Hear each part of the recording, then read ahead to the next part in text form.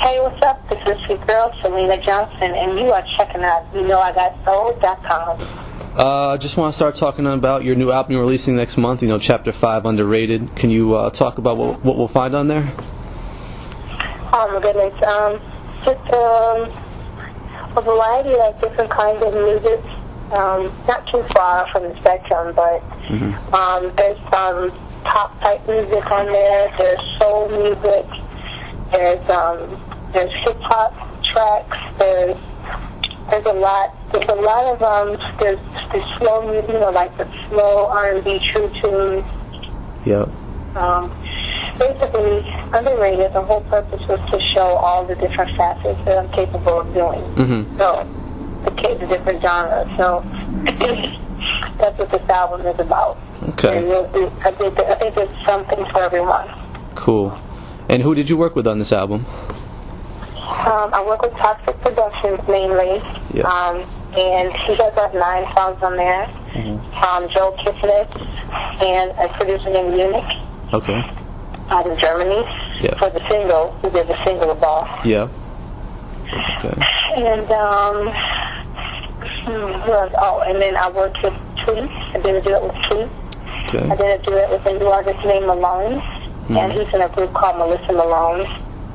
That's coming out soon. And I did AKA Do or Die is on my intro. And a new hip-hop artist by the name of Nati. She's a female MC out of Louisiana. Okay, cool. So now, what made you decide to go with the title Underrated, in Chapter 5 Underrated? Why'd you include the underrated part? Well, I've always had chapters ever since 2000. Yep. So the chapters is, just kind of saying, what I always do. And then Underrated was a title that was given to me by my fans, literally. Like, I went on Twitter and Facebook, and kind of just asked around, like, what do you guys think should be the name of the album?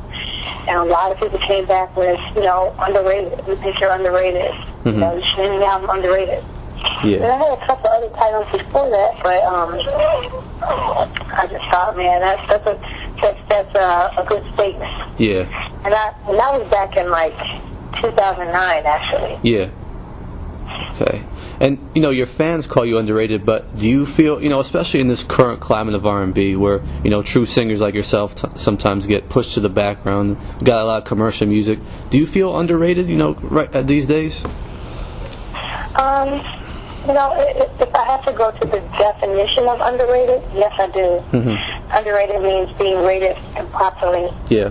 Underestimated. Yeah. And I don't feel that way by the people. I feel that way by the industry heads and, the executives, the people that so-called make the decisions. Okay. I just don't think that they give the consumer enough credit. I just think that they force feed us with things that they think will sell records most of the time. Yep. And it's not really what the public really wants or needs. You know what I'm saying? So, I think the underrated was something that, for me being underrated, was something that has been going on since 2001. Yeah. Since I hit my very first release was in 2001. Yep. So I think that my fans have been saying it since that album. Yeah. So I felt maybe underrated, especially with the record label that I was on. I was underrated and underestimated by them constantly within my own label. Yeah. So I think, if anything, I feel underrated by, my old label and stuff like that. Not like the people don't like it or don't want it, but more so the industry. Okay, that makes sense. And you mentioned your old label, you used to be on Jive for a while for your first few albums, and then, your last album you went the independent route, and this one's independent again. So, do you feel like you have more creativity, being on the indie label? What's the major differences to you? Well, Jive Records was also an indie label, quiet as it's kept. The bigger parent company was Zamba. They were supposed to be like that kind of independent record label, but they just had a lot of money. Yeah. So Jive,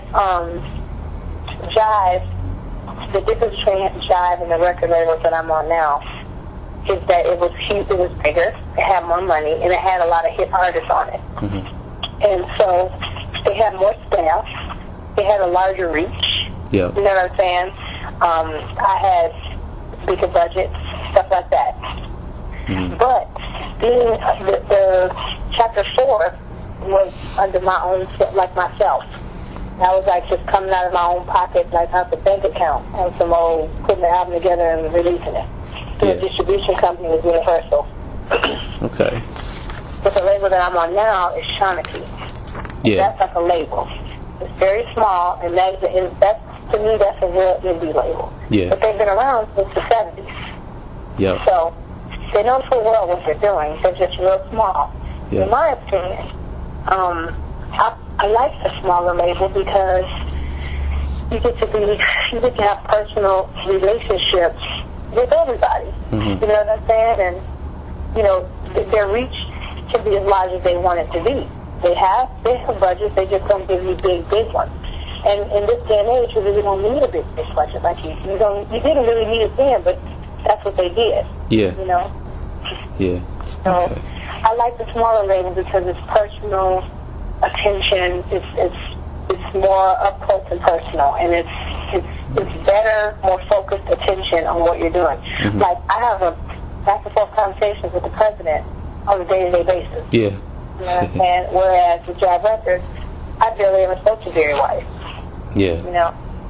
So I don't think that's appropriate. I think that if I'm on a record label, I'm the artist. As an artist, if we're in a contract, I'm like, we're partners. My job is to do my part, which is record and to create the product. Their job is to market the product. Yep. So if we're partners, we should be able to talk to each other. Exactly. On a day-to-day basis about what's going on with the project. Yep. So I just think the big difference is the personal, more immediate attention, and the relationships are a lot better. Yeah. Okay. Yeah, I really like what Shinachi is doing as a label. They've got a solid roster of R&B artists. I know they just put out Mint Condition, Kiki Wyatt, and they put out good music. So I think it's a great home for an artist like yourself. So. Me too. Cool. Back to your album for a little bit now. You currently have the single out, A Boss. So just give me some background on that song and how it came together.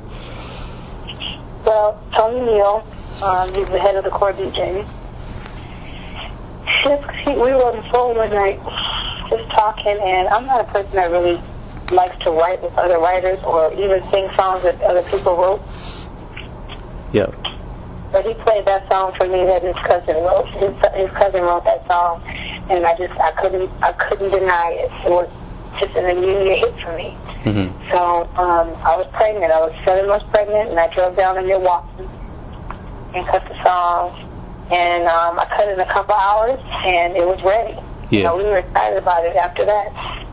Now, as an artist like yourself who hails from Chicago, I know a lot of very prominent R&B singers, come out of Chicago, especially recently, like Carl Thomas, R. Kelly, Dave Hollister, just to name a few. Can you talk about what the R&B scene is like in Chicago, especially, when you were coming up and as you see more and more artists come out of there?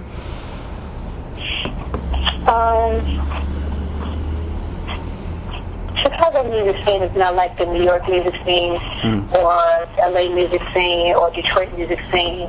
We all do know each other, and we're all very connected. So we're not very supportive of each other as we should be. Yeah. And that's the only thing that kind of breaks my heart.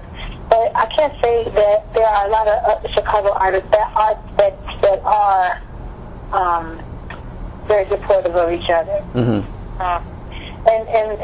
it's like kind of like cliques and groups. Me personally, I'm supportive of every single Chicago artist that there is. I don't have any beef or trouble with any of us inside, and I would promote any of us at any given time. But it's just not the same inside our city. I don't know why it's like that. I think maybe radio has something to do with that too, because they don't really embrace us like they should. You know how, like, if you go to the South, all you hear is South music on the radio? Or like if you go to New York, all you hear is New York artists? They don't really, Chicago doesn't do that, and I don't know why, so we don't. That's unfortunate. It is.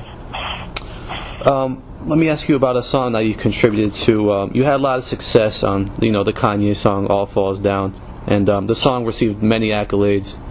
It was nominated for a bunch of awards. But do you ever feel like that song kind of stands out? Like people tend to overlook the rest of your body of work over the years because you've had such a solid career. But that song that you were featured on got so many accolades. That do you ever feel like the rest of your work got overlooked at times? I think so sometimes, but only with people who never knew about the other work. Yeah. All Falls Down had a very large reach. It had a large reach that my albums didn't get because of the record label that I was on. They didn't, try to get that kind of reach. Yeah. So because of it, and then they didn't capitalize off that reach when it was happening, which was their mistake, their biggest mistake.